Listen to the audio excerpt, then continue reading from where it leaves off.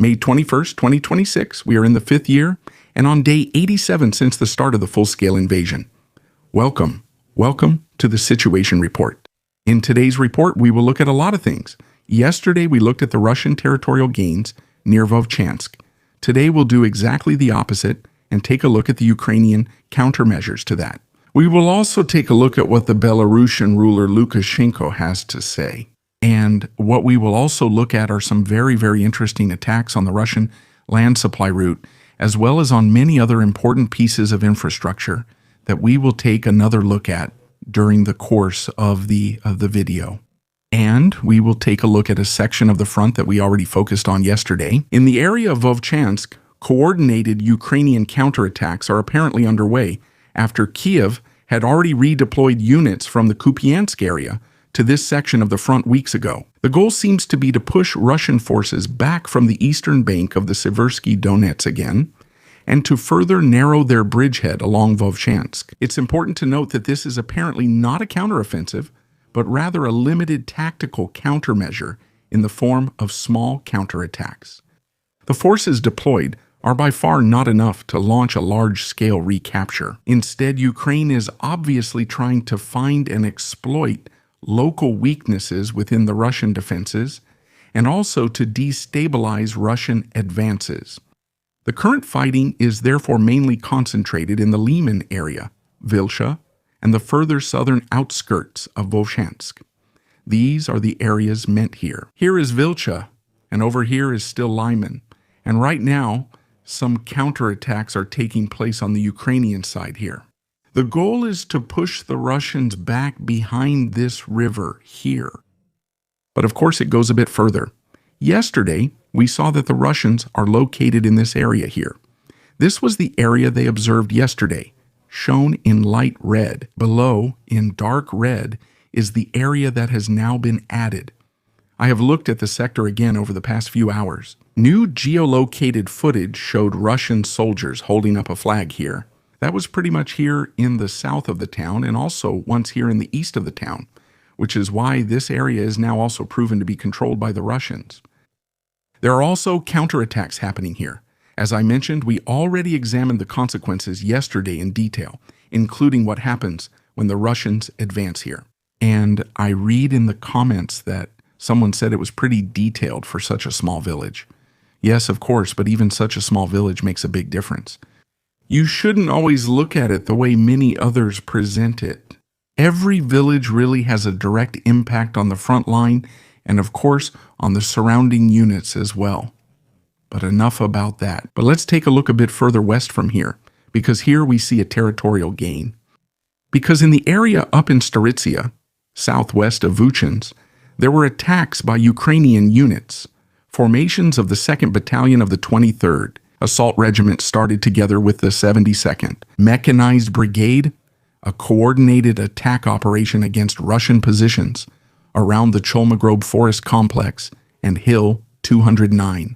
Hill 209 was tactically decisive in this. Whoever controls this elevation gains significantly better visibility and fire control over the surrounding approaches toward Vovchansk and the eastern outskirts of Staritsya. That's exactly why Russia was able to hold stable defensive positions there for months. The composition of the Ukrainian assault units is also interesting. Apparently, the spearhead was formed by the 23rd Assault Regiment and not the 72nd Brigade. What is important to recognize here? Well, the 23rd. The 23rd Assault Regiment of the National Guard reportedly has personnel made up mostly of foreign volunteers, mainly from Colombia or Brazil. The attack was supported by the artillery and the tanks of the 72nd Mechanized Brigade, and it seems that this combination has worked so far. There has been a gain of territory here, even though the current status of control over Hill 209 is not yet known. All we know is that it is currently contested. However, the area in front is said to have already been captured by Ukraine. Here we can also see some Ukrainian soldiers passing through here.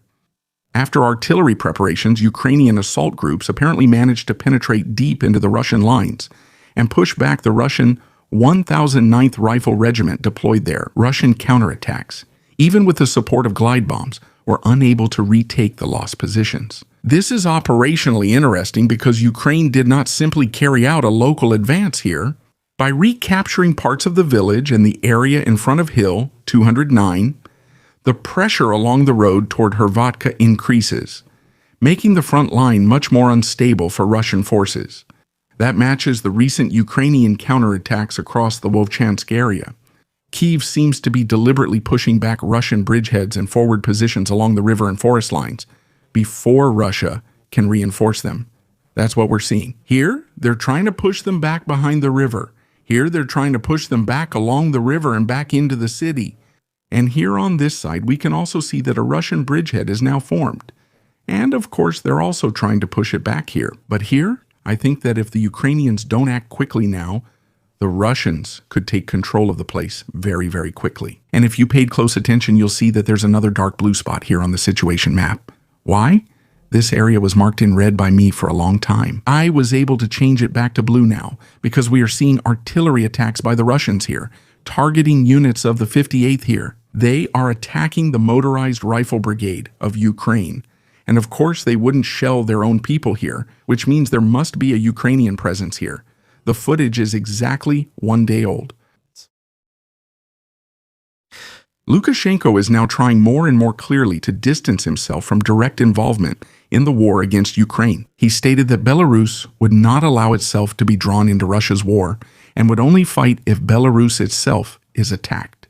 At the same time, he even offered Zelensky talks anywhere in Belarus or in Ukraine. These statements are notable since Belarus has been closely linked to Russia since the war began, with Russian troops using Belarusian territory to attack Kyiv. Russian weapons and infrastructure are located in the country, and Moscow is exerting enormous political pressure on Minsk, not only politically, but also socially. We see many Russian schools, Russian associations, all sorts of things, including efforts to promote their language and culture there. And yet for years, Lukashenko has consistently avoided the direct involvement of the army in this war. The reason? It's probably obvious. Support for a war against Ukraine is extremely limited among the Belarusian population, and probably also within the armed forces themselves. That's exactly why Lukashenko's rhetoric now seems like a balancing act. Outwardly, Belarus remains loyal to Moscow, but at the same time he constantly tries to signal that Minsk does not want to become an active party to the war itself. He can see how things are going in the neighboring country. For Lukashenko, directly entering the war is very risky. Belarus would be quickly overwhelmed militarily. And politically, this could spark major tensions at home. And that's exactly why more and more of his statements seem to reveal one thing, namely the attempt to keep Russia satisfied without getting fully drawn into Putin's war. So you have to admit, he did everything right. Along the roads around Mariupol, destroyed Russian logistics vehicles have now started to pile up, especially along the Russian land corridor, which I've marked here for you with a dashed line. Ukrainian drones now seem to be specifically tracking and attacking supply traffic far behind the actual front line there. How far is all of this from the front, roughly? Let's take a look at that. So according to my map, Mariupol, including the road, is about 120 kilometers from the front. That means if drones are launched here to fly over this distance, they'll actually be launched several kilometers further back in the rear area, and not directly at the front. That's why we're discussing a range of about 150 kilometers. Especially in the southern regions near Kherson, Zaporizhia, and Donetsk, there's a noticeable increase in such attacks. Mariupol, in particular, is strategically crucial. The roads there are part of the so-called land bridge between Russia and the occupied Crimea, as well as the occupied territory in the south of Ukraine. So it's a connection that controls large parts of the Russian supply lines in the south, and many routes run through it. Ammunition, fuel, spare parts, troop movements, all of that usually goes right through Mariupol. And that's exactly why these images are so interesting. Ukraine is no longer just attacking individual targets near the front, but is now increasingly targeting the ongoing traffic on the supply routes themselves. And that's far away from the front. That means the transports have to constantly expect attacks even in the rear areas. This becomes especially problematic because logistics only work as long as movement remains predictable. If convoys can be detected and attacked by drones at any time, the entire supply system automatically slows down. Vehicles drive more cautiously. Transports are split up. Security measures are reinforced if that's even still possible, and supplies take longer to reach the front. The fact that Ukrainian drones can now operate as far as the Mariupol area also shows how much their range and reconnaissance capabilities have developed and how weak Russian air defenses are in this area. Regions that Russia long considered a relatively safe rear area are increasingly becoming part of the battlefield themselves. New footage from Feodosia shows how badly the naval oil terminal there has now been damaged. The depot was hit by Ukrainian attacks at least 6 times between fall 2024 and spring 2026 and repeatedly caught fire. This oil terminal in particular is very important for Russia because it is directly connected to the supply of Crimea and military transport structures in the Black Sea. Fuel depots of this kind serve not only civilian energy supply, but also the supply of the Navy, Air Force, and logistics in the southern operational area. And that's exactly why it's noticeable how persistently Ukraine continues to attack this target. Apparently, the goal is not to cause one-time damage, but to keep the facility under constant pressure. Even repaired or restored areas, if that's even possible here, can fail again and again afterward. I'm referring now to all facilities, not just Feodosia. This is becoming increasingly visible, especially in Crimea. Russia wanted to use the peninsula as a safe place, a stronger rear area for southern operations. Instead, ports, fuel depots, infrastructure, and so on are coming under Ukrainian fire more and more regularly. Ukrainian drone attacks on Russia's energy infrastructure are also continuing. This time, the refinery in Syzran in the Samara region was hit. Footage shows a large fire on the facility's premises. The refinery is one of the most important processing sites in the Russian oil sector and is located much further inland than many of the other recently targeted sites. What's especially interesting is the increasing regularity of such attacks. Russia now has to expect that practically any major refinery could potentially be hit, and that every single day. Now, I could recite the impacts again, just like I've done the last 20 times. But anyone who has been here the last few times already knows what effects this has on logistics, the refinery, and of course, the military.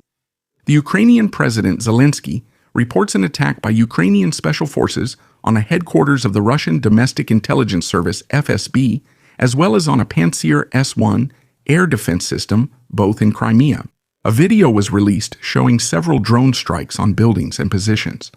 When exactly the attack is said to have taken place remains unclear so far. However, an attack on FSB structures means something different than a strike against an ordinary ammunition depot or vehicle. The FSB was one of the central instruments of power of the Russian state, responsible for internal security, control, surveillance, and counter-espionage. That is precisely why such attacks also have a psychological effect. They do not only hit infrastructure, but directly target facilities that are supposed to symbolize security and control within Russia. In addition, there was a strike against a Pantsir S-1 system. These air defense systems are often used to protect sensitive sites, for example, to protect government buildings, military locations, critical infrastructure, and so on. If drones can get through even there, it raises a lot of questions. Do Russian air defenses still provide any protection at all? What's especially noticeable is how much the Ukrainian operations have expanded by now. I mean, you have to find out that there's a depot located there. You have to plan a long operation to hit that depot at the right time. Then you have to send a drone there. That drone has to make it through. Of course, you have to look at the drone flight routes in advance and see where the Russian air defense capabilities are, so you don't get intercepted. You can then weave through, pick exactly the right moment for it, and then hit the target. And then the mission is a success. And that's for the entire front. You have to consider it's not just one operation a day or something like that. Many are being planned in parallel here. Maybe some are also abandoned and some are carried out again, just as we see now. It's an incredible amount of effort required here, which really shouldn't be underestimated. In Russia, the pressure on students seems to be increasing more and more. Anyone who has problems at universities, fails exams, or loses their student status apparently runs the risk of ending up in the military right away. That's pretty interesting now. Because this way, people can also be motivated to finish their studies. Instead of announcing a new large mobilization, the state uses bureaucratic pressure. Bad grades, lost university places, shortened deadlines, and suddenly you're not lining up for lectures anymore, but standing in line at the military office. How does the whole thing work? Well, the news outlet Kyiv Independent relies on reports from Russian mothers who have complained. Their son failed an exam. As a result, he was denied a semester off and lost his status as a student. With the loss of student status, you also lose your deferment from military service.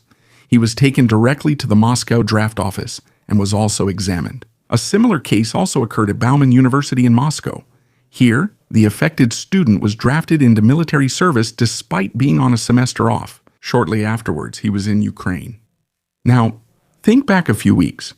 I reported that it was decided in Russia that 2% of the students, which is about 44,000 across all of Russia, should sign a contract with the Ministry of Defense.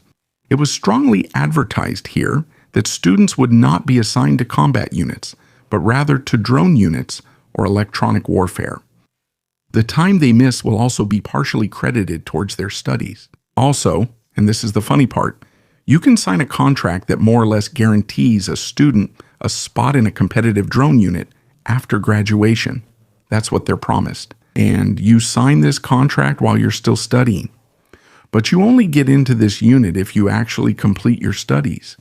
If you don't pass or miss an important deadline for certain exams, for example, the contract still remains, but then they can assign you wherever they want. And now, many universities, on the other hand, are making sure that the dropout or failure rate is a bit higher so that people can be drafted directly, to put it that way. Officially, such a contract always runs for 1 year. But we all know that since 2022, the Ministry of Defense has been allowed to unilaterally extend the contracts indefinitely. And with that, I would like to thank all subscribers, channel members, and the Algo crew. A special thanks goes to Lieutenant Colonel Renneke, Silla, Dietrich, Freddie, and Meyerhofer. Feel free to subscribe, like, and leave comments, and see you in the next Situation Report.